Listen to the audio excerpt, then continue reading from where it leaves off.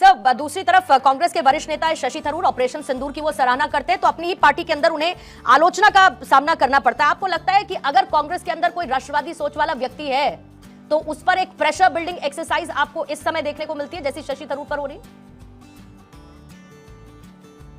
देखिए, बहुत सहज और स्वाभाविक है। अनेक लोग जो राष्ट्रवादी और रैशनल सोच के थे उनको कांग्रेस से बाहर का रास्ता देखना पड़ा। आज से नहीं, ये बात 60-70 साल से चली आ रही है। अनेक शशि थरूर जी के बारे में सिर्फ ये कहना चाहूंगा, भाई शशि थरूर डिप्लोमेट रहे, तो कोई ये नहीं कह सकता कि उनको विदेश नीति की समझ किसी से कम है।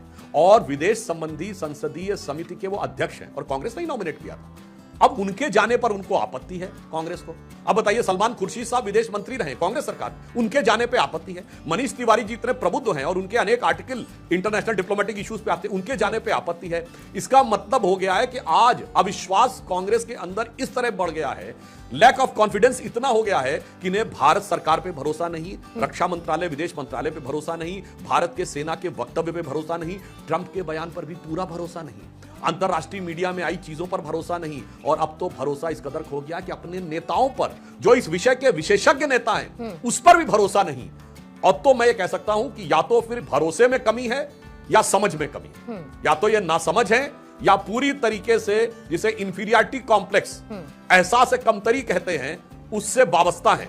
ये विचार मैं दर्शकों के ऊपर छोड़। क्या असद ओवैसी ने चौंकाया डॉक्टर सुधांशु त्रिवेदी को? मैं कहना चाहूंगा असदुद्दीन ओवैसी से हम लोग के घनघोर मतभेद है, और मुझे लगता है कि जो कांग्रेस तुष्टीकरण की नीति करती है उसके वो आगे के प्रतीक है। कुछ कुछ वो पैटर्न जो कांग्रेस ने जिन्ना के साथ किया था उस तरफ आगे। मगर एक बात ये कहनी पड़ेगी कि विदेश में जाकर कम से कम असदुद्दीन ओवैसी ने उतनी मैच्योरिटी दिखाई है कि पाकिस्तान और आतंकवाद के विषय के ऊपर उन्होंने कोई पार्टी पॉलिटिक्स का विचार नहीं दिखाया है। तो मुझे लगता है कि, और कांग्रेस के भी नेताओं ने, चाहे शशि थरूर हो, असदुद्दीन ओवैसी हो, सुप्रिया सुले जी हो, जो भी लोग लीडर बन के गए हैं विपक्ष के, उन्होंने, और अन्य जो हमारे साथी सांसद गए हैं, उन सब ने मैच्योरिटी दिखाई है। तो मैं कहना चाहूंगा राहुल गांधी जी से, कांग्रेस पार्टी से थोड़ी सी मैच्योरिटी आप भी दिखा लीजिए। अब आप नेता प्रतिपक्ष बन गए हैं, कम से कम भाजपा से नहीं सीखना चाहते कि लंबे समय विपक्ष में रह के कैसे मर्यादित आचरण किया जाता है, तो अन्य जो विपक्ष के सांसद हैं उनसे सीख लीजिए तो ज्यादा बेहतर हो। पाकिस्तान को तो ऐसा जवाब डॉक्टर सुधांशु त्रिवेदी भारत ने दिया है कि शायद कई आने वाली रातों की नींद उसकी उड़ी रहेगी, और उड़ी रहनी भी चाहिए, क्योंकि उसे समझ में आएगा कि भारत की जवाबी कार्रवाई किस तरीके की और किस हद तक हो सकती है। लेकिन चीन को जवाब देने का तरीका भारत के पास क्या है? प्रधानमंत्री की तरफ से आह्वान किया गया, और जो स्वदेशी सामान है उसके इस्तेमाल को लेकर उन्होंने एक जन भागीदारी की बात की, 140 करोड़ भारतीयों को उससे जुड़ने का उन्होंने जिक्र किया। इसके अलावा चीन को काउंटर करने का भारत के पास क्या तरीका है?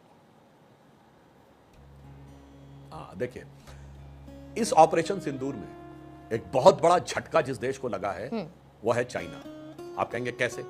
देखिए, पाकिस्तान की 3/4 जो वेपनरी है वो चाइना से कनेक्टेड है। पहली बार चाइना की वेपनरी का रियल वॉर में यूज हुआ, यानी जो चाइना के हथियार थे उनका वास्तविक युद्ध में, यद्यपि ये युद्ध नहीं था, युद्ध उस संदर्भ में कह रहा हूं कि जो प्रैक्टिकल चीज हो रही है उसमें यूज हुआ, जिसमें वो अब कसौटी पर खरे नहीं उतरे।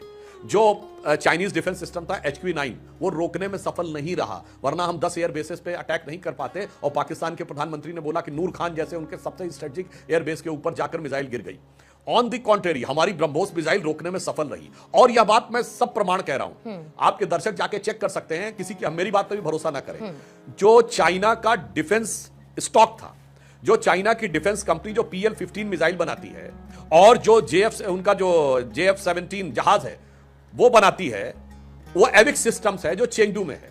Immediately after this operation Sindoor first stage, उनका PL-15 वाली कंपनी का 9% शेयर गिरा, और दूसरी का 15%, यानी 9 से 15% तक उनके डिफेंस स्टॉक गिर गए। और चाइना में सब कुछ गवर्नमेंट कंट्रोल है, उन प्राइवेट कंपनीज के बोर्ड पर भी कम्युनिस्ट पार्टी के लोग रहते हैं। गवर्नमेंट ने पूरा जोर लगा दिया कि डिफेंस स्टॉक नीचे ना आए, 6% उसके बाद उनके डिफेंस स्टॉक नीचे रहे। तो मुझे लगता है कि पहली बार चीन, जो कि अपने को हथियारों में श्रेष्ठ मानता था, दुनिया में वो एक्सपोज हो गया, और आपने देखा उसके बाद उसके डिफेंस स्टॉक नीचे आए। और भारत के, चाहे गार्डन रीच हो, मझगांव डॉक्स हो, कोचिन शिपयार्ड हो, इन सब के डिफेंस स्टॉक्स ऊपर गए। भाई, डिफेंस स्टॉक तो दुनिया देख के तय करती है ना कि किसका प्रोडक्ट कितना दमदार है।